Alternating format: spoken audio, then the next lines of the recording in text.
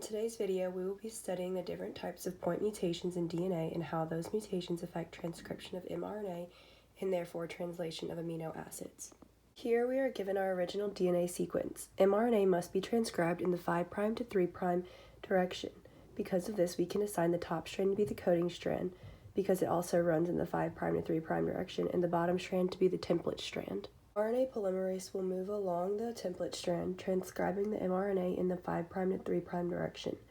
Remember that in this process, because we are creating RNA, all T's change to A's and all A's change to U's, since RNA uses uracil instead of thymine. Here is the newly transcribed mRNA sequence. We can then use a coding dictionary to translate the mRNA sequence into amino acids. We begin when we find AUG, the start codon, and end when we find the stop codon, resulting in a protein that is 5 amino acids long. We can now look at the different point mutations that can occur in a DNA sequence, thus altering our mRNA sequence and amino acids. There is a point mutation somewhere in this coding strand. To find it, we will transcribe the mRNA sequence and then translate it.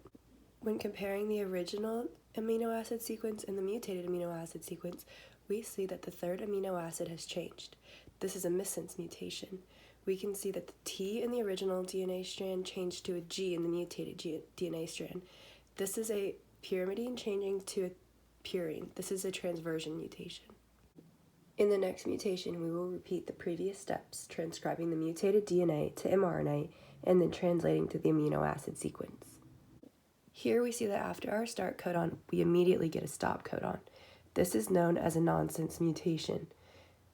We see that this mutation occurred because a G changed to an A. A purine changing to a purine is called a transition mutation. The third kind of mutation is a silent mutation, when the mutated sequence leads to the same amino acid formation. Here we see that the T in the fourth codon changed to an A, a transversion mutation, but both amino acids coded for threonine, creating the same amino acid sequence as the original. Repeating the same steps as before, transcribing the mutated sequence to mRNA and then translating to amino acids, we can find our fourth mutation. This mutation is changing a stop codon to cysteine, producing a longer amino acid sequence. This is known as a read-through mutation.